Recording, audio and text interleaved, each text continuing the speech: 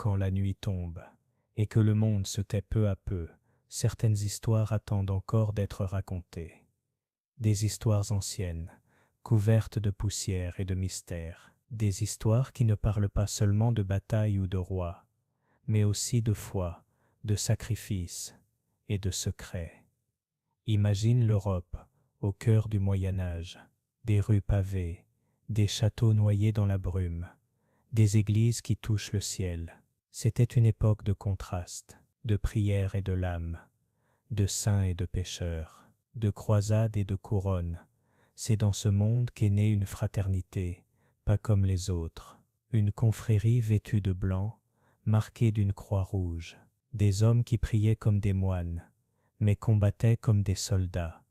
Et pourtant leur histoire ne commence ni dans la gloire ni dans la richesse. Tout a commencé avec un petit groupe d'hommes, 9 seulement, 9 chevaliers français, qui après la première croisade, ont choisi de rester en terre sainte. Ils ne cherchaient ni l'or ni la renommée. Ils avaient une seule mission, protéger les pèlerins chrétiens en route vers Jérusalem. Des routes longues, périlleuses, pleines d'embûches, de bandits et de sang. Ces chevaliers offraient leur épée comme bouclier et leur âme comme lumière. C'était en 1119, et ce que personne ne savait encore, c'est que cette décision allait marquer le début de l'une des institutions les plus puissantes et les plus énigmatiques du monde médiéval. Ils furent accueillis par le roi Baudouin II, qui leur donna une partie de l'ancien temple de Salomon comme quartier général. C'est de ce lieu sacré que viendra leur nom, les pauvres chevaliers du Christ et du temple de Salomon, ou, plus simplement, les Templiers. Ce qui suivit fut exceptionnel. En quelques années, cette petite confrérie reçut la bénédiction directe du pape, des privilèges rares. Ils pouvaient construire leur propre chapelle, étaient exemptés d'impôts, et surtout, ils ne répondaient qu'au pape, ni au roi, ni au seigneur. Une indépendance totale, presque dangereuse. Ils devinrent une force unique, hors du pouvoir traditionnel. Mais avant les forteresses, l'or et les mythes, il faut revenir au monde qui les a vus naître. À la fin du Xe siècle, l'Europe était morcelée, des royaumes minuscules, des seigneurs en guerre, des armées privées. Les paysans travaillaient la terre, les nobles se disputaient les frontières, et l'Église tentait d'imposer un peu d'ordre dans le chaos. C'était une époque où la vie était brève, et la foi immense. L'Église catholique régnait sur les âmes, et son chef, le pape, rêvait d'unir les royaumes chrétiens sous une seule cause. Et un jour, cette cause prit la forme d'un cri, un cri qui traversa les montagnes, les mers et les cœurs, Dieu le veut. C'est ainsi que naquit la première croisade. Ils n'étaient pas invincibles, mais leur réputation en tant que combattants disciplinés se renforçait à chaque campagne. L'image du Templier austère, silencieux, déterminé, commença à prendre forme. Avec leur manteau blanc et la croix rouge, ils devinrent un symbole reconnaissable non seulement en Terre Sainte, mais dans tout le monde chrétien. Ils étaient perçus comme un exemple de dévotion, les gardiens de la foi, bien qu'ils commençaient aussi à susciter de l'inquiétude. Car à chaque victoire, leur pouvoir grandissait, et avec chaque donation, leur richesse augmentait. Ce qui au départ n'avait été qu'une petite confrérie de chevaliers pauvres, se transformait en une institution dotée de châteaux, de terres, de revenus, de navires et de contacts dans presque tous les royaumes chrétiens. Cette transformation apporta des opportunités, mais aussi de nouvelles menaces. Au cours des décennies, suivant leur consolidation, l'ordre du Temple connut une expansion sans précédent, non seulement en influence spirituelle et militaire, mais aussi en pouvoir économique, administratif et diplomatique. Il était évident, il ne s'agissait plus d'une simple confrérie de protection. Les Templiers devenaient un véritable système transnational au sein de la chrétienté médiévale. Cette croissance n'était pas le fruit du hasard. Depuis leur commanderie en Europe, les Templiers commencèrent à offrir des services allant bien au-delà de la défense des pèlerins ou de la guerre sainte. Ils offraient un dépôt sûr pour les biens, facilitaient les transferts de fonds entre royaumes et dans de nombreux cas agissaient comme banquiers. Rois, nobles et hauts dignitaires ecclésiastiques confiaient leurs richesses aux maisons templières, sachant qu'elles étaient protégées non seulement par des murailles, mais aussi par le respect que leur inspirait l'ordre. À Jérusalem, leur présence devint incontournable. Le temple de Salomon, où ils avaient installé leur siège, devint un symbole et un centre d'opération. De là, ils coordonnaient des escortes, géraient la correspondance et planifiaient des campagnes défensives. Leur autorité grandissait, non seulement en raison de leur rôle militaire, mais aussi grâce à leur capacité à maintenir l'ordre en temps d'instabilité. À mesure qu'ils se développaient, la structure interne de l'ordre se sophistiquait. Le grand maître, figure d'autorité suprême, supervisait les opérations depuis Jérusalem, ou, si les circonstances l'exigeaient, depuis d'autres sièges temporaires. Sous ses ordres, un réseau de maîtres provinciaux et de commandeurs organisait les activités régionales. Chaque décision importante était prise en chapitre, et les règles continuaient de régir la vie quotidienne avec fermeté. Cependant, ce pouvoir n'était pas exempt de défis. Les tensions en Terre sainte s'intensifiaient, les États croisés subissaient des attaques constantes, et les Templiers, tout comme les Hospitaliers et d'autres forces, étaient contraints de maintenir une défense de plus en plus coûteuse. Les alliances devenaient plus fragiles. Les royaumes européens, qui autrefois envoyaient des croisades massives, se repliaient sur eux-mêmes, absorbés par des conflits internes ou la consolidation de leur propre territoire. Cela laissait l'ordre du Temple avec un fardeau croissant. Faute de renforts suffisants venus d'Europe, ils devaient maintenir leurs forteresses, protéger les routes et participer à des batailles sans l'appui de grandes armées croisées. Les ressources continuaient d'affluer d'Occident, mais la pression sur les chevaliers en Orient devenait de plus en plus intense. Dans ce contexte, leur rôle évolua. Bien qu'ils soient restés une force de combat, ils commencèrent à se spécialiser dans des opérations logistiques, de renseignement, de diplomatie et de fortification. La construction de châteaux ne répondait pas seulement à un besoin défensif, mais à une stratégie de contrôle territorial et de résistance à long terme.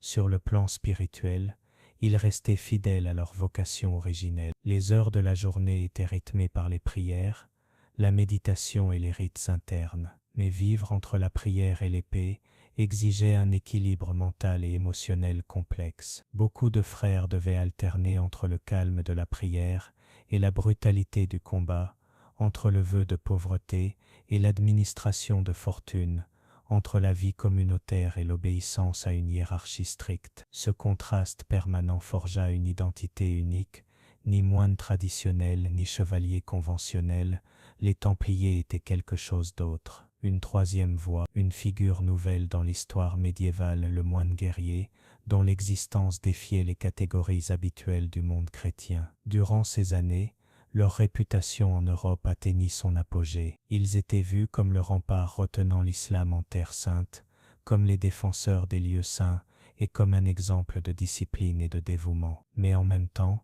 cette combinaison de richesse, d'indépendance et de prestige commençait à susciter la méfiance de certains secteurs du pouvoir. Et bien que personne ne le sache encore, les graines de leur déclin étaient déjà semées. Tandis que les Templiers gagnaient en prestige, le monde dans lequel ils opéraient changeait rapidement. L'équilibre politique en Terre sainte était instable et les alliances fluctuaient constamment. Les royaumes chrétiens établis après la première croisade, tels que Jérusalem, Antioche et Tripoli, faisaient face non seulement à la menace militaire musulmane, mais aussi à des divisions internes, à des ambitions contradictoires et à des luttes de pouvoir. Les Templiers, toutefois, adoptaient une posture différente. Leur loyauté n'allait ni à un roi spécifique, ni à un seigneur local, mais à leur grand maître, et en dernière instance au pape. Cela leur conférait une liberté d'action particulière. Ils pouvaient négocier avec différents royaumes, se déplacer entre les territoires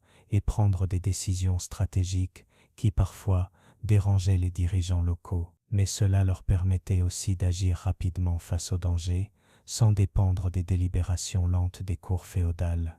L'un des plus grands apports de l'ordre au cours de ces années fut la création d'un système de défense régionale. Grâce à leur château, les Templiers créèrent un réseau de points fortifiés interconnectés, capables de s'alerter mutuellement et d'organiser des réponses rapides en cas d'attaque ennemie. Il ne s'agissait pas seulement de structures militaires, mais de centres logistiques, d'entrepôts d'armes, d'hôpitaux et de refuges pour les populations voisines.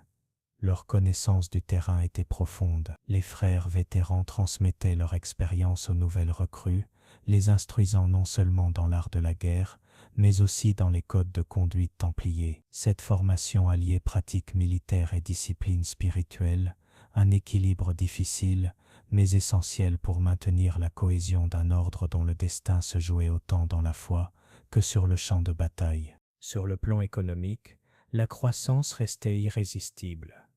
Les donations se multipliaient. Des terres en Castille, des moulins en France, des vignobles en Italie.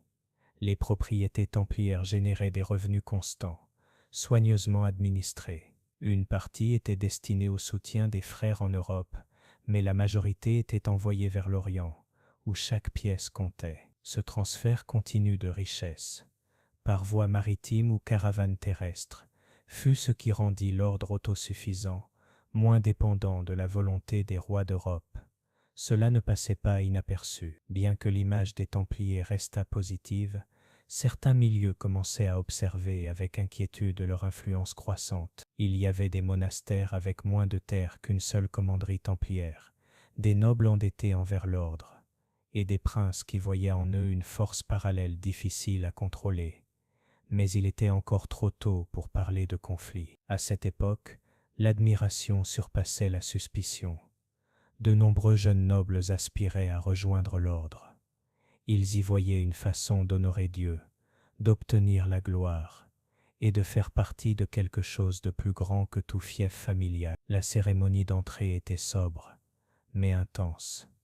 Le candidat devait renoncer à ses biens, accepter les règles de l'ordre et adopter une vie d'obéissance et d'austérité. Une fois accepté, il devenait membre d'une fraternité indissoluble, régie par la loyauté, le silence et la mission. Pour toutes ces raisons, à la moitié du XIIe siècle, l'ordre du Temple n'était plus simplement un groupe de chevaliers pieux. Il s'était transformé en une structure complexe, multinationale, aux intérêts multiples, avec une base idéologique profondément enracinée. Bien que leur fondateur ne l'ait jamais imaginé, ce qui avait commencé comme une humble mission de protection des pèlerins était devenu l'un des piliers du monde croisé. L'étape suivante allait révéler jusqu'où s'étendrait leur influence et quel en serait le prix. Au début du XIe siècle, Jérusalem était un point de rencontre et de tension constante. Après la première croisade, les royaumes chrétiens s'étaient établis sur des terres étrangères,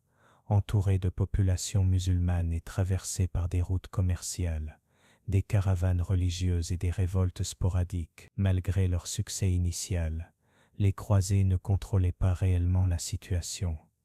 Les pèlerins arrivaient en masse d'Europe, poussés par leur foi, par les promesses d'indulgence ou par le désir profond de voir les lieux saints de leurs propres yeux. Mais le voyage était long, coûteux et dangereux. Une fois en Terre Sainte, les dangers ne disparaissaient pas.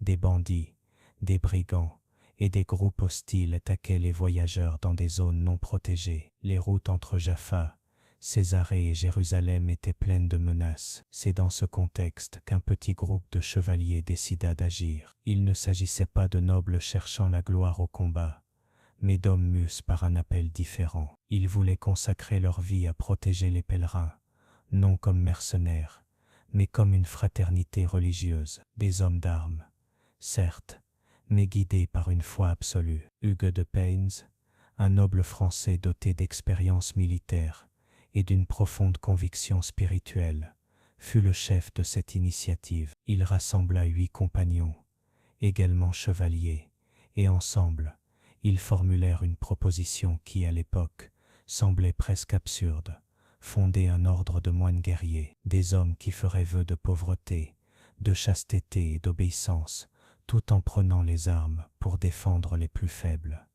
Ce concept était radical. Jamais auparavant une telle idée n'avait été envisagée dans la structure chrétienne médiévale. Le monachisme était perçu comme un retrait du monde, une vie de contemplation. La guerre, elle, impliquait violence, risque et immersion dans le monde. Comment concilier ces deux voies? Pourtant, le besoin était réel et la proposition suscita un intérêt. Le roi Baudouin II de Jérusalem, comprenant la valeur d'une force autonome et dévouée, leur offrit un hébergement dans une partie du palais royal, situé sur l'esplanade de l'ancien temple de Salomon. Ce geste fut symboliquement puissant. Les nouveaux frères seraient dès le départ liés à l'imaginaire biblique du temple, de la foi et de la protection sacrée. C'est ainsi que naquit ce qui serait bientôt connu comme l'ordre des pauvres chevaliers du Christ et du temple de Salomon, un nom long qui serait plus tard abrégé en les Templiers. Au cours des premières années, leur existence fut modeste, sans ressources, sans règles officielles, et avec très peu de membres. Ils survivaient grâce à de petites donations. Ils remplissaient leur mission d'escorte entre Jérusalem et la côte. Vivant dans une austérité extrême, ils dormaient ensemble, partageaient vêtements et nourriture, et suivaient une routine monastique adaptée à leur rôle militaire. Ils ne bénéficiaient pas encore d'un statut clair. Ils n'appartenaient formellement à aucune règle monastique existante, et leur place dans le clergé comme dans l'armée n'était pas définie. Pourtant, leur réputation commença à grandir. Les pèlerins parlaient d'eux. Les évêques les regardaient avec respect, et surtout, leur exemple commençait à inspirer. C'est alors qu'ils cherchèrent quelque chose de crucial, la reconnaissance officielle de l'Église. Hugues de Payne voyagea en Europe, quittant Jérusalem pour la première fois depuis la fondation de la fraternité. Son objectif était clair, obtenir l'approbation du pape pour la création de l'ordre, accompagné de règles, de privilèges ecclésiastiques et d'une protection canonique. Le voyage fut long et complexe, mais il culmina en 1129, lors du Concile de Troyes, quand l'Église approuva officiellement l'existence de l'ordre du Temple. Saint Bernard de Clairvaux, l'une des figures les plus influentes du christianisme de l'époque, joua un rôle clé dans ce processus. Son soutien ne se limita pas à légitimer l'idée, il lui donna aussi une profondeur spirituelle. Pour Bernard, les Templiers représentaient un nouvel idéal de christianisme actif, un modèle de sainteté qui ne fuyait pas le monde, mais l'affrontait avec courage et foi. Le chevalier du Temple ne luttait pas pour la gloire ou la richesse, mais par amour de Dieu et du prochain. Son épée était un outil de justice, non d'ambition. Ce soutien spirituel fut décisif. Avec l'approbation papale, l'ordre du Temple commença à recevoir des dons massifs, terres, or, bâtiments, privilèges. Ce qui avait commencé avec 9 hommes de vin, en quelques années, une institution en pleine expansion. Les règles furent rédigées, inspirées de celles de Saint Benoît, mais adaptées aux exigences du combat et organisées avec précision. Les Templiers auraient une hiérarchie interne, des rituels d'admission, des normes strictes de conduite et une identité claire. Ils porteraient le blanc, symbole de pureté, et arboreraient la croix rouge comme signe de leur dévouement total. C'est ainsi que les frères commencèrent à affluer depuis toute l'Europe, nobles soldats vétérans, et même certains anciens criminels en quête de rédemption à travers une vie de service. Tous étaient accueillis sous une même logique. Discipline, foi et mission. L'ordre n'était plus seulement un idéal, il devenait une réalité concrète, et leur parcours ne faisait que commencer. La reconnaissance papale transforma la jeune fraternité en une institution officielle à présence européenne. L'approbation ecclésiastique leur offrait non seulement une légitimité spirituelle, mais aussi une base politique solide. Dès lors, nobles et rois commencèrent à faire des dons massifs. Châteaux, terres, moulins, villages entiers, ce n'était pas un simple geste symbolique, mais un investissement dans un projet commun, maintenir le contrôle chrétien en Terre sainte. C'est ainsi que commença l'expansion rapide de l'ordre du Temple. En France, en Angleterre, en Aragon, en Castille, au Portugal et ailleurs, des maisons templières apparurent, appelées commanderies. Ces lieux n'étaient pas de simples résidences, mais des centres d'opération économique, de collecte et de logistique. De là, on organisait l'envoi de ressources vers l'Orient, chevaux, vivres, armes et surtout des hommes. Pendant ce temps, en Terre Sainte, les Templiers devenaient une présence de plus en plus visible. Ils gardaient les routes, protégeaient des forteresses stratégiques et collaboraient avec les armées des États croisés. Mais leur rôle ne se limitait pas aux militaires. En parallèle, ils commencèrent à agir comme intermédiaires financiers. Ils transportaient des fonds et jouaient le rôle d'une sorte de banque rudimentaire, fiable et protégée. Cette fonction naquit d'un besoin. Traverser la Méditerranée avec de l'or était risqué. Les pèlerins préféraient donc déposer leurs biens auprès des Templiers en Europe et recevoir l'équivalent en Orient. Ainsi, sans le vouloir vraiment, l'ordre développa un système de crédit transcontinental qui précéda de plusieurs siècles la banque moderne. Mais cette expansion apporta aussi des défis. À mesure que l'ordre grandissait, sa complexité augmentait. Les maisons d'Occident et les forteresses d'Orient fonctionnaient sous des réalités très différentes. Le grand maître devait équilibrer les dimensions spirituelles, militaires, politiques et économiques. Une tâche loin d'être facile. Dans le même temps, la politique des États croisés, appelée collectivement Outre-mer, devenait de plus en plus instable. En théorie, tous partageaient un même but, maintenir la présence chrétienne en Terre Sainte. En pratique, cependant, les rivalités internes, les intérêts économiques et les ambitions personnelles provoquaient des conflits constants. Les Templiers, en tant qu'ordre indépendant, se retrouvaient pris dans des loyautés contradictoires. D'un côté, ils répondaient uniquement au pape. De l'autre, ils devaient coopérer avec des rois, des nobles et des seigneurs locaux, qui ne partageaient pas toujours leur vision ou leur méthode. Ainsi se dessina peu à peu une véritable paradoxe. L'ordre né pour protéger la foi devait désormais naviguer dans un monde où politique et religion étaient inextricablement liées, une épée dans une main, une règle monastique dans l'autre, et au milieu, l'équilibre fragile d'un pouvoir en pleine croissance. Au fil des décennies, ce pouvoir se consolida. Les Templiers n'étaient plus de simples soldats pieux. Ils devinrent des stratèges, des administrateurs, des négociateurs. Parfois, ils agissaient comme diplomates entre royaumes chrétiens et musulmans. D'autres fois, comme commandants de grandes campagnes militaires. Leurs châteaux en Terre Sainte étaient des forteresses de pointe, conçues avec une ingénierie avancée pour résister à de longs sièges. Mais chaque victoire soulevait une nouvelle question. Plus ils grandissaient, plus ils devenaient visibles. Et plus ils étaient visibles, plus ils devenaient vulnérables à la suspicion, à la critique, à l'envie.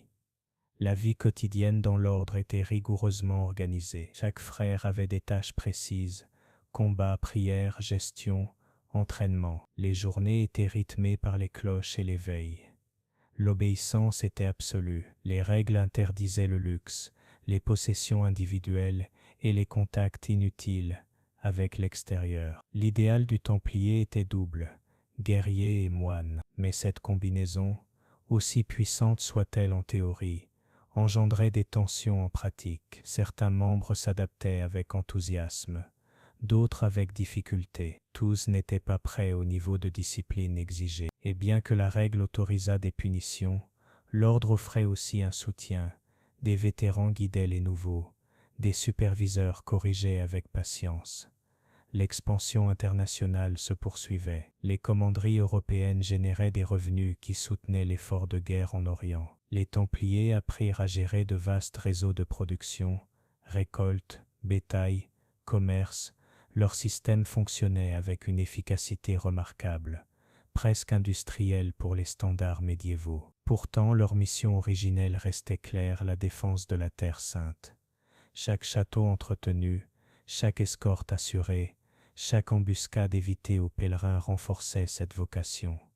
Mais l'équilibre était fragile. La stabilité d'Outre-mer ne dépendait pas seulement de la force militaire, mais aussi d'alliances politiques, d'accords religieux et même de pactes avec des chefs musulmans. Les Templiers participaient à ce jeu diplomatique, parfois avec succès, parfois comme simple pion d'intérêt plus vaste.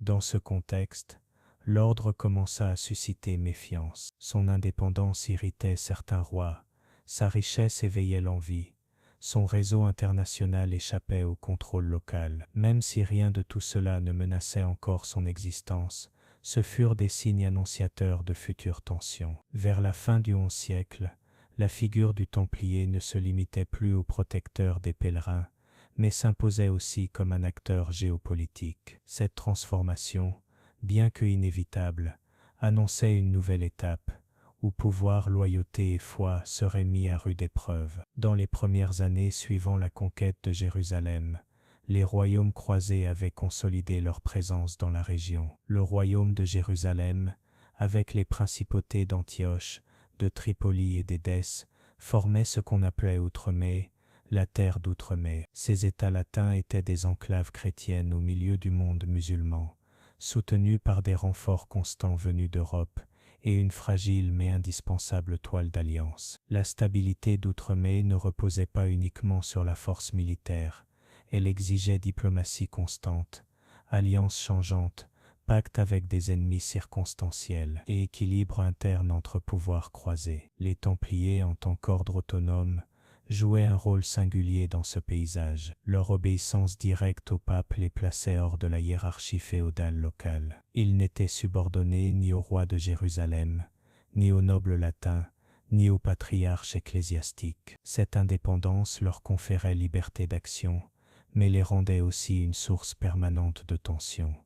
Souvent, leurs décisions entraient en conflit avec celles des autres pouvoirs chrétiens. Parfois, ils refusaient de participer à des campagnes jugées stratégiquement erronées. D'autres fois, ils signaient seuls des trêves avec des chefs musulmans, cherchant à préserver des forteresses ou des routes clés. Cette autonomie provoquait des conflits avec des monarques qui voyaient en eux un État dans l'État. Parallèlement, les Templiers entretenaient des relations complexes avec les autres ordres militaires, notamment les hospitaliers. Bien qu'ils partageaient des objectifs communs, ils rivalisaient pour les ressources, l'influence et le prestige. Leurs disputes internes mirent à plusieurs reprises en péril des campagnes cruciales. Dans les villes croisées, la présence templière était marquante.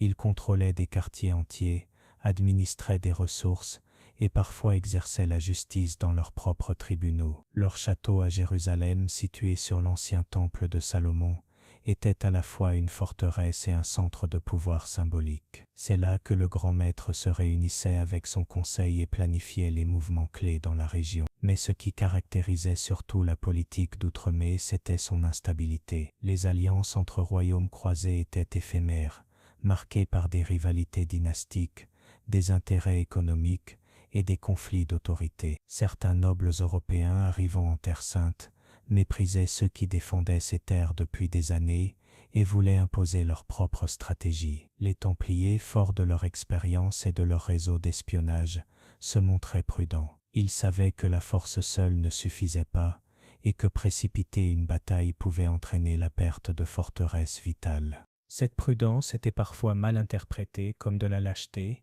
ou un manque d'engagement. Un des points de friction les plus fréquents fut la gestion des ressources. Les croisades étaient coûteuses, et les royaumes croisés ne disposaient pas toujours des moyens pour maintenir des armées permanentes. Les Templiers, eux, bénéficiaient d'un soutien européen constant, leur permettant de maintenir des garnisons stables. Cette solvabilité économique, loin d'être vue avec gratitude, suscitait des soupçons. Certains les voyaient comme une puissance aux ambitions propres. On murmurait qu'ils aspiraient à gouverner Jérusalem indépendamment ou à manipuler les alliances pour leur profit. Rien de cela ne fut jamais prouvé, mais le simple fait qu'on puisse y croire montrait l'intensité des tensions.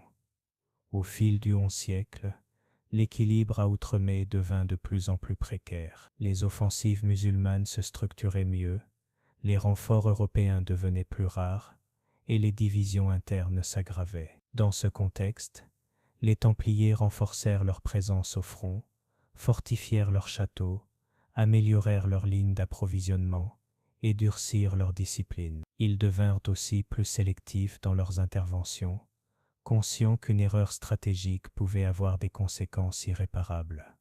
Pourtant, Ils restaient une cible facile pour la critique. Lorsqu'une bataille était perdue, on les accusait de n'avoir pas fait assez. Lorsqu'elle était gagnée, on minimisait leur rôle. Leur prestige était grand, mais leur réputation toujours scrutée. L'équilibre entre devoir religieux et réalité politique devenait de plus en plus difficile à maintenir, mais les Templiers persistaient, portés par une mission dépassant la victoire immédiate. Ainsi, alors qu'Outremé montrait les premiers signes de déclin, l'ordre continuait à croître, à s'adapter et à se préparer à un avenir qu'il pressentait de plus en plus incertain. La vie au sein de l'ordre du Temple ne se réduisait pas à la ferveur religieuse ou à l'engagement militaire. Elle s'organisait autour d'une règle stricte, initialement rédigée par Bernard de Clairvaux et le premier grand maître Hugues de Payens, et approuvée au Concile de Troyes en 1129. Cette règle,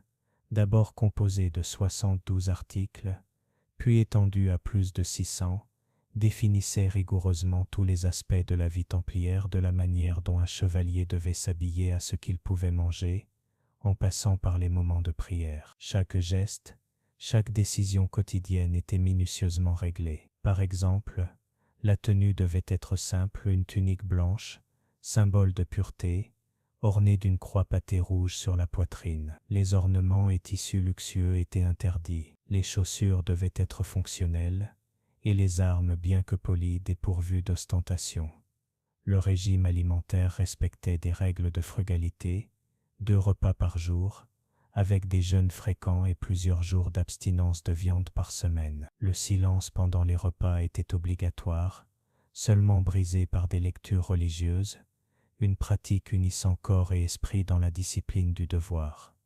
Les prières rythmaient la journée, des matines avant l'aube au complis au coucher du soleil. Les Templiers interrompaient toute activité pour assister au chœur, même en campagne, improvisant des espaces de prière, car pour eux, la bataille spirituelle était aussi réelle que la bataille physique. Le célibat était obligatoire, les membres renonçaient à toute relation sentimentale ou sexuelle, ne pouvaient embrasser une femme, même leur mère ou leur sœur. La chasteté était essentielle pour préserver la pureté du vœu et la force de l'esprit. Le vœu de pauvreté n'impliquait pas la mendicité, mais le détachement. Aucun Templier ne possédait de biens personnels. Tout appartenait à l'ordre du cheval à la cuillère. Ce principe permettait une administration centralisée et efficace, éliminant les conflits internes liés à la richesse ou à l'héritage. L'obéissance était absolue.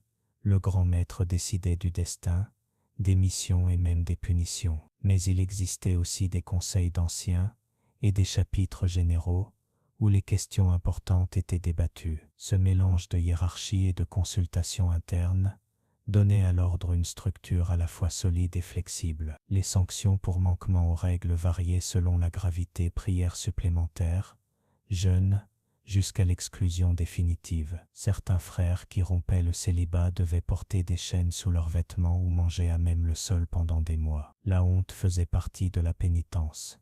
Les novices suivaient un processus d'instruction avant d'être admis. On leur enseignait les principes de la règle, l'histoire de l'ordre, le maniement des armes et la vie communautaire. Ce n'est qu'en prouvant leur engagement qu'ils étaient pleinement acceptés. Cette règle templière n'était pas figée. Elle s'adaptait au fil du temps aux nouvelles réalités, aux différentes régions et besoins, mais son essence restait la même, une vie de discipline, d'humilité, de service et de foi. Cette rigueur, en apparence sévère, était en réalité une grande force intérieure. Dans un monde médiéval où les fidélités étaient instables et où les armées se dissolvaient après chaque campagne, les Templiers offraient une continuité. Leur structure leur permettait de rester opérationnels même dans les pires moments. La règle n'était pas un simple ensemble de normes, elle était l'âme de l'ordre, sa colonne vertébrale, et pendant des décennies, la raison pour laquelle des milliers d'hommes abandonnaient leur vie passée pour revêtir le blanc, l'habit des chevaliers du Temple. L'expansion du pouvoir templier n'était pas un accident, mais le résultat d'une stratégie constante, disciplinée et étonnamment moderne. De leurs origines modestes, en tant que petit groupe de chevaliers dédiés à la protection des pèlerins, l'ordre est devenu l'une des institutions les plus influentes du monde médiéval, et ce, sans couronne, sans territoire propre, ni armée de vassaux. Leur pouvoir résidait dans leur réseau, leur réputation et leur capacité à fonctionner comme une organisation internationale, bien des siècles avant l'existence même de ce concept. Cette ascension débuta en Terre Sainte, mais se consolida en Europe. C'était une économie spirituelle, mais profondément pragmatique. La clé de cette croissance fut leur indépendance, ne répondant à aucun seigneur local. Ils pouvaient négocier directement avec roi et pape. Ne laissant pas d'héritiers, leurs biens ne se fragmentaient pas. Organisés en structure pyramidale, avec siège central à Jérusalem, puis à Chypre, ils pouvaient prendre des décisions rapides, redistribuer les ressources et agir avec cohérence. Au XIe siècle, cette machine atteignit son apogée. Les Templiers étaient arbitres de disputes entre nobles, prêteurs des rois, gardiens de trésors royaux. Leur siège à Paris fonctionnait comme une banque centrale informelle, où étaient conservés documents, reliques et fortunes entières. Les rois leur faisaient plus confiance qu'à leurs propres nobles. À tout cela s'ajoutait leur aura. La croix rouge sur le manteau blanc symbolisait l'honneur, la discipline et la mystique. Un chevalier templier pouvait traverser l'Europe sans crainte, sa seule présence imposant le respect. Cette image d'incorruptibilité était un capital symbolique encore plus précieux que l'or. L'ascension des Templiers s'est aussi nourrie de leur habileté diplomatique. L'ordre maintenait des émissaires dans toutes les cours européennes, tissant des alliances discrètes, offrant un soutien financier ou logistique et agissant comme intermédiaire dans des négociations complexes. Grâce à ce réseau de relations, ils pouvaient anticiper les mouvements politiques, réagir avec agilité aux crises et souvent influencer les décisions d'État sans éveiller de soupçons. Les Templiers développèrent également une structure administrative exceptionnelle pour leur époque. Ils documentaient soigneusement leurs recettes et dépenses, inventoriaient leurs propriétés et tenaient des registres comptables en plusieurs langues. Certains historiens considèrent que ce niveau d'organisation préfigurait des formes de bureaucratie moderne. C'était un savant mélange de discipline militaire, de vocation monastique et d'efficacité commerciale. Pendant que leurs forteresses militaires en Terre Sainte résistaient aux attaques, en Europe ils construisaient des puissances économiques. Ces forteresses n'étaient pas de simples châteaux, mais des centres de pouvoir multifonctionnels. Elles protégeaient des biens, accueillaient des pèlerins, servaient de dépôt pour des trésors, et fonctionnaient comme des nœuds d'un réseau couvrant tout le continent. Nombreux étaient les nobles européens qui, plutôt que de laisser leurs biens à des héritiers divisés, les donnaient à l'ordre pour assurer leur salut éternel. Cette pratique, répandue dans toute la chrétienté, fit des Templiers de grands propriétaires terriens, mais aussi les gardiens de l'âme féodale européenne. Parallèlement, leur image publique était soigneusement cultivée. Ils n'étaient pas seulement des guerriers ou des moines, mais aussi des modèles d'humilité, de chasteté et d'obéissance. L'idéal du chevalier saint, défenseur des faibles et exemple de vertu, atteignait son expression la plus pure chez les Templiers. Cette image était propagée à travers sermons, lettres papales, chroniques et récits qui circulaient parmi les fidèles. Mais comme tout pouvoir grandissant, ils accumulèrent des ennemis. Dans certaines régions, les élites locales les voyaient comme des concurrents gênants, dans d'autres on les accusait d'agir avec trop d'indépendance. Et bien que l'ordre évita de s'impliquer ouvertement dans les luttes internes, leur seule présence suffisait à bouleverser les équilibres de pouvoir. Les rois, qui au départ étaient leurs protecteurs, commencèrent à les regarder avec suspicion. Comment un groupe de moines guerriers pouvait-il avoir plus de liquidité qu'un royaume? Comment se faisait-il que personne ne supervisât leurs comptes? Pourquoi ne devaient-ils pas de loyauté directe à un trône? Le paradoxe du temple était là. Plus ils étaient efficaces, plus ils semblaient menaçants. Leur neutralité politique, qui avait été leur bouclier, commençait à être perçue comme de l'arrogance, et leur pouvoir spirituel autrefois admiré devenait un motif de méfiance. À la fin du XIe siècle, alors que les derniers bastions croisés en Terre Sainte s'éteignaient, les Templiers étaient au sommet de leur puissance en Europe. Mais ce même pouvoir, accumulé avec patience et sacrifice, commençait à projeter des ombres annonciatrices de leur chute. Ce qui semblait un succès indiscutable était en réalité un point d'inflexion. Le temple était respecté, craint, envié et de plus en plus isolé. Quand on parle des Templiers, beaucoup imaginent des épées, des croix et des châteaux. Mais leur héritage le plus durable ne s'est peut-être pas forgé sur les champs de bataille, mais dans leurs livres de comptes, dans les contrats scellés à la cire, et dans la gestion méticuleuse des ressources réparties à travers tout le continent européen. L'économie templière ne fut pas une simple accumulation de biens, mais une profonde transformation des pratiques financières médiévales. Dès leur début, l'ordre du Temple comprit que sa mission ne pourrait être soutenue uniquement par la ferveur spirituelle ou la bravoure martiale. Il fallait une base matérielle solide, constante et efficace. Pour cela, ils déployèrent un réseau logistique englobant tout, des petits moulins aux vastes propriétés agricoles, en passant par les marchés, ateliers, ports et points stratégiques sur des routes commerciales clés. Chaque commanderie templière fonctionnait comme une cellule autonome. Elle produisait, stockait, commerçait et tenait des registres. On y cultivait des céréales, élevait des animaux et générait des surplus. Ces surplus n'étaient jamais laissés à l'arrêt, mais redistribués vers les zones déficitaires du système templier. Ainsi, l'ordre apportait stabilité là où d'autres vivaient des cycles de famine et d'excès. Le système templier imposait des règles internes strictes sur la gestion.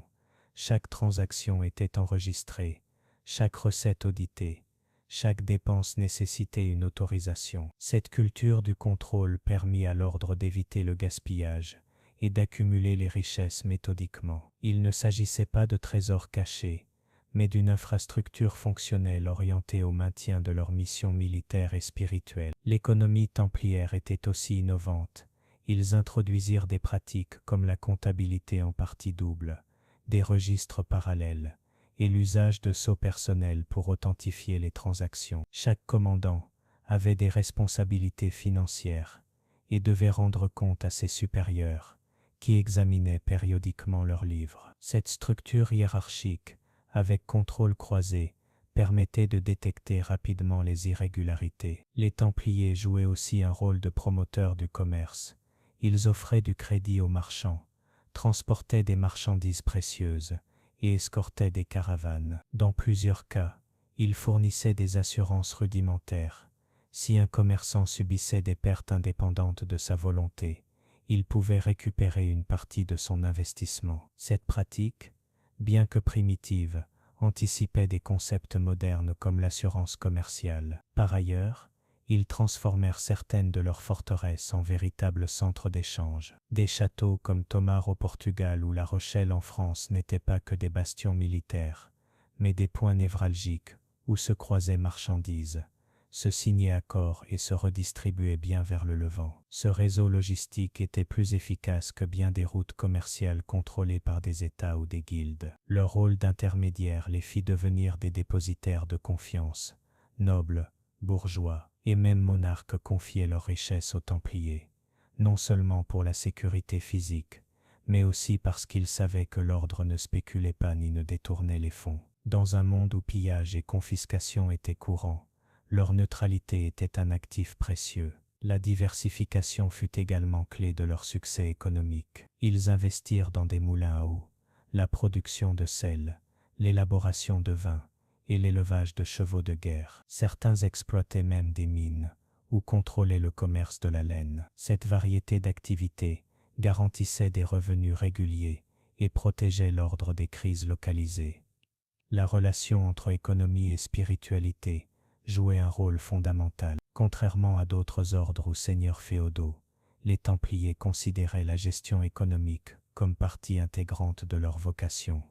Administrer avec justice, éviter la cupidité, redistribuer les surplus aux nécessiteux. Ils n'accumulaient pas par ambition, mais par devoir. Ce modèle économique leur permit non seulement de soutenir leur campagne en Terre Sainte, mais aussi d'influencer la politique européenne. De nombreux rois dépendaient de leurs prêts, et en temps de crise, se tournaient vers leurs coffres comme dernier recours. Cette dépendance suscita respect, crainte, et avec le temps, jalousie, car l'économie templière, si disciplinée et efficace, rompait avec le chaos féodal, avec l'improvisation nobiliaire. Il représentait un ordre dans le désordre, un réseau supranational obéissant uniquement au pape et à leur propre statut, et cela, pour beaucoup, était inacceptable. Loin du tumulte des marchés et des intrigues de cour, les Templiers menaient une existence rythmée par la routine, le silence et l'obéissance. Leur vie quotidienne,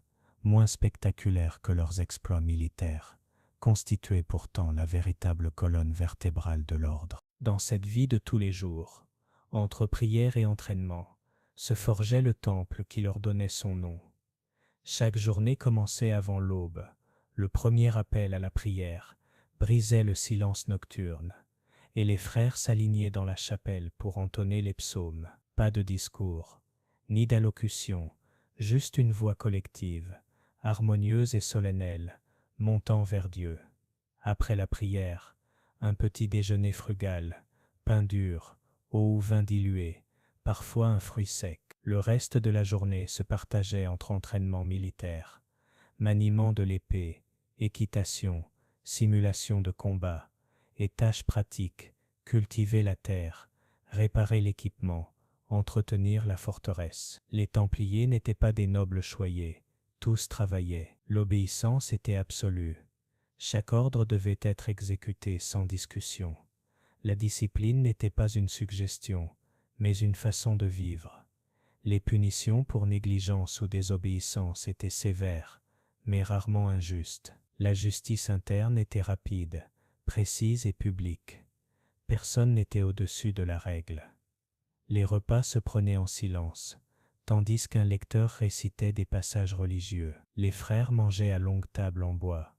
Sans parler ni rire, le corps se nourrissait, l'âme méditait. Telle était la logique templière, austérité et réflexion. La nuit, les gardes se relayaient. Même en temps de paix, la vigilance était constante. La possibilité d'attaque n'était jamais exclue, et chaque frère devait être prêt à combattre à tout moment. L'épée reposait à côté du lit. Les chambres étaient collectives, froides et simples. Lits en bois, couverture de laine, aucune décoration. Les possessions personnelles se limitaient au strict minimum. Un chapelet, une Bible, peut-être une modeste relique. La richesse était dans l'esprit, pas dans les objets, mais tout n'était pas rigidité. Il y avait aussi des moments de fraternité, conversations dans les ateliers, jeux simples pendant les pauses, joie contenue lors des fêtes religieuses. À Pâques ou à Noël, certains plaisirs étaient permis. Viande, vin non dilué, douceur toujours dans les limites de la modération. La vie templière était un équilibre constant entre prière et préparation militaire. Ils n'étaient ni des moines ordinaires, ni des soldats communs.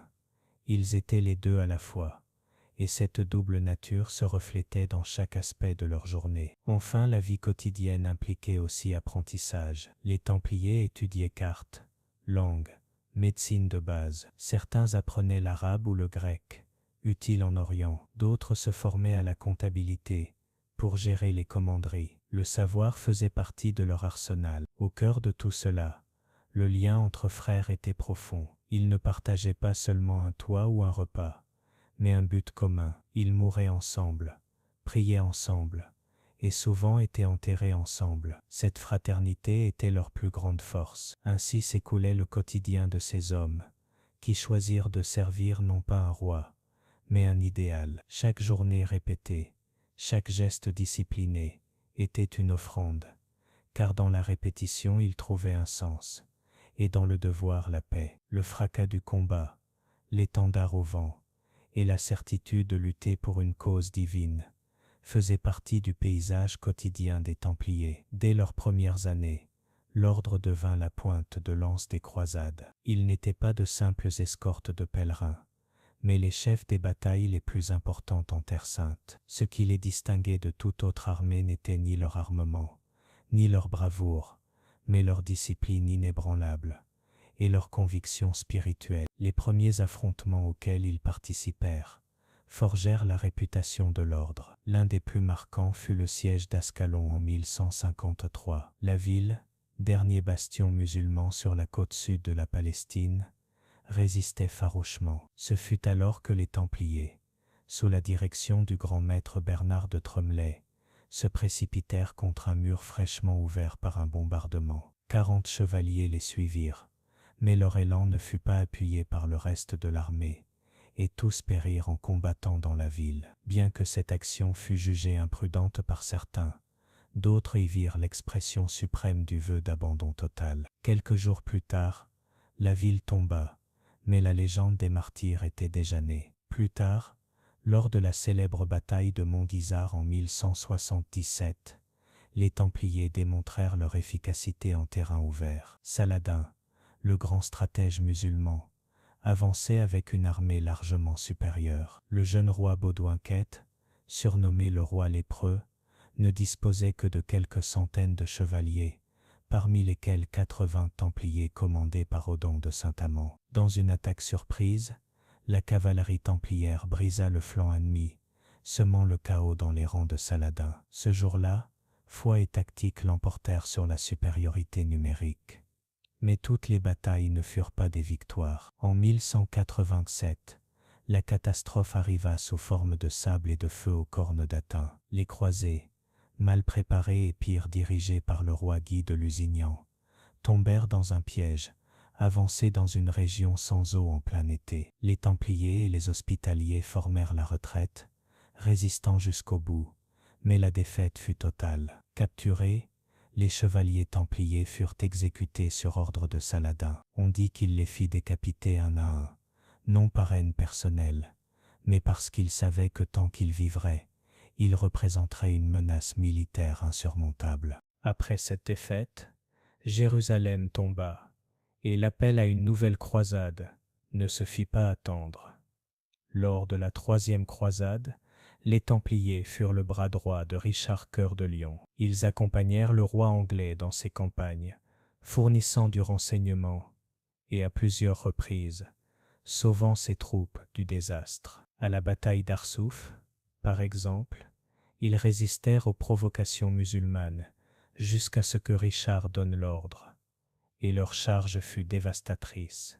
Ce qui est remarquable, c'est comment cette vocation de guerre et de prière restait en équilibre. Avant chaque bataille, les Templiers priaient.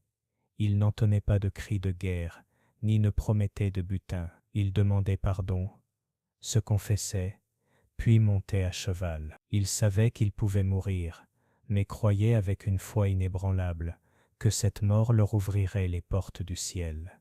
Le pouvoir templier et celui des États croisés étaient intimement liés. Quand l'un déclinait, l'autre suivait inévitablement. Le XIe siècle marqua un profond changement. Les croisades n'étaient plus une cause sacrée pour toute l'Europe, mais devinrent des outils politiques. Les rois préféraient se faire la guerre entre eux plutôt que d'unir leurs forces en terre sainte. Pendant ce temps, en Orient, l'ennemi se renforçait. Les Mamelouks, anciens esclaves guerriers, formés à la guerre, prirent le pouvoir en Égypte sous des chefs comme Beybar. Ils menèrent des campagnes systématiques pour reprendre du terrain. Il ne s'agissait pas de raids désordonnés, mais de stratégies réfléchies, éliminant un à un les enclaves chrétiennes, des petites forteresses aux villes clés. Les Templiers, malgré leur courage, ne pouvaient arrêter seuls la progression d'un pouvoir unifié, moderne et impitoyable. En 1291, tout changea avec la chute d'Acre. La perle du pouvoir croisé, dernier grand bastion chrétien en Terre Sainte, fut assiégée par une armée gigantesque. Dans la ville, les Templiers combattirent jusqu'au dernier instant. Lorsque les murailles cédèrent, ils se réfugièrent dans leur forteresse interne, résistèrent plusieurs jours encore et permirent l'évacuation des civils. Finalement, alors que l'édifice s'effondrait, le grand maître Guillaume de Beaujeu tomba en menant la charge. Ce fut la fin symbolique et concrète de la présence templière en Terre Sainte. Après cette chute, les Templiers se réfugièrent à Chypre. De là, ils tentèrent de maintenir une présence militaire minimale. Mais la réalité était claire, la croisade était terminée, et avec elle leur raison d'être. La machine parfaite de combat, d'approvisionnement et de foi n'avait plus d'objectif, ce qui les rendait vulnérables. Tandis que les hospitaliers trouvèrent une nouvelle mission en mer, les Templiers restèrent ancrés dans leur passé glorieux. Leur structure était encore intacte, leurs ressources toujours abondantes, mais leur récit ne séduisait plus ni roi ni pape. Ce n'était qu'une question de temps avant que le pouvoir ne les voie avec suspicion. Une armée sans guerre, une banque sans but, un ordre sans terre, cela commençait à paraître plus une menace qu'un allié. Cette peur, cette gêne suscitée par leur simple existence, allait se transformer en conspiration et trahison. Mais cette histoire mérite un chapitre à part. La fin des Templiers ne survint pas sur les champs de bataille ni dans les murs écroulés d'acre, mais dans des salons de marbre, entre chuchotements, calculs politiques et accusations destinées à détruire non pas par l'épée, mais par les mots. L'ordre le plus puissant de la chrétienté tomba sous le poids d'une conspiration tissée avec patience, ruse et ambition. L'architecte de leur chute fut le roi le plus puissant d'Europe, Philippe IV de France, surnommé le Bel. Ce n'était pas un homme impulsif. Son visage parfait cachait un esprit qui voyait dans chaque recoin une opportunité pour renforcer son trône. Quand ses caisses furent vides à cause de guerre et de gaspillage, ses yeux se tournèrent vers ceux qui, sous le couvert du mysticisme et des croisades, manipulaient une richesse immense, les Templiers. Le 13 octobre 1307 à l'aube, des milliers d'hommes armés parcoururent les villes françaises avec un seul but, capturer tous les membres de l'ordre du Temple. Le grand maître Jacques de Molay fut arrêté à Paris. Personne ne s'y attendait, personne ne comprenait. Il y avait des rumeurs, mais on n'aurait jamais imaginé que le roi irait aussi loin. Les accusations furent brutales: hérésie, idolâtrie, sodomie, négation du Christ. On prétendait que les Templiers adoraient un mystérieux idole, appelé Baphomet, crachaient sur la croix lors de rituels secrets et se livraient à des pratiques impies. Peu importait que leurs ennemis n'aient jamais prouvé quoi que ce soit en 2 siècles. Peu importait que beaucoup de ces pratiques n'aient jamais été évoquées auparavant. Ce qui comptait, c'était que maintenant ces mots portaient le sceau du roi. Pour beaucoup, tout cela n'était qu'un prétexte. Philippe devait de grosses sommes à l'ordre. En le détruisant, il éliminait sa dette et s'appropriait ses biens. Pour cela, il n'hésita pas à utiliser la torture, le chantage et la peur. Sous la torture, certains Templiers confessèrent, d'autres moururent sans parler. Jacques de Molay résista des années, niant les accusations, jusqu'à ce qu'obligé par la douleur, il signe une confession. Mais, lors de son procès public, dans un ultime sursaut, il se rétracta devant la foule à Paris, proclamant l'innocence de l'ordre et la sienne propre. Il fut immédiatement condamné.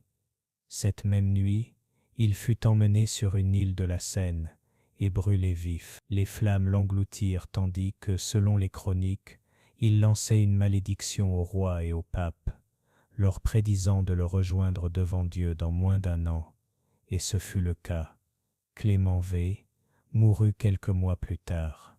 Philippe peu après. Les Templiers disparurent en tant qu'institution, mais leur empreinte resta gravée dans l'histoire. Ce qui avait commencé comme une petite fraternité de 9 chevaliers jurés pour protéger les pèlerins en Terre Sainte devint l'un des symboles les plus puissants du pouvoir médiéval. Mais au-delà du mythe, leur véritable héritage se déploie en de multiples directions. Sur le plan militaire, ils furent des pionniers. Ils réussirent à lier l'idéal monastique à une discipline martiale rigoureuse, bâtirent des fortifications imprenables, mirent en place des systèmes logistiques traversant les continents et créèrent un réseau de communication anticipant les armées féodales. Leur manière de combattre inspira d'autres ordres, et leurs châteaux dominent encore les paysages, de l'Écosse à la Syrie. Dans le domaine financier, ils furent encore plus révolutionnaires. Ils inventèrent des mécanismes de transfert d'argent permettant de déplacer des fonds entre régions sans risque physique. Ils fonctionnaient comme une banque internationale à une époque sans frontières. Les rois déposaient leurs trésors entre leurs mains, sûrs de leur sécurité. Sans le vouloir, ils posèrent les bases du système bancaire moderne. Leur chute laissa aussi un enseignement sombre. Même l'organisation la plus puissante peut être détruite si le pouvoir politique le décide. Leur procès fut un précédent des procès inquisitoriaux, des purges politiques et de la manipulation judiciaire pour justifier l'injustifiable. L'usage de la torture pour extorquer des aveux et la création d'une narration fausse mais efficace marquèrent un tournant historique. Cependant, leur héritage le plus durable réside peut-être dans la culture populaire. Après leur disparition, naquit le mythe. On parla de trésors cachés, de savoirs occultes, de pactes secrets. On les associa à la franc-maçonnerie, au Saint Graal, à des reliques sacrées et à des cartes de continents perdus. Leur histoire à la fois tragique et fascinante nourrit l'imaginaire depuis des siècles. Aujourd'hui, le symbole de la Croix-Rouge sur fond blanc est encore reconnaissable. Il incarne le dévouement, la foi, le mystère. Dans les musées, les romans, les jeux vidéo et les films, leur image perdure. Et tant qu'elle vivra, l'ordre du Temple existera, non plus dans des forteresses de pierre, mais dans la mémoire collective. Car les Templiers furent plus que des guerriers, ils furent une idée, une organisation, une vision du monde, et comme ils le savaient bien, les idées ne meurent pas avec le corps, elles ne meurent que si on les oublie, mais le monde, lui, ne les a pas oubliées.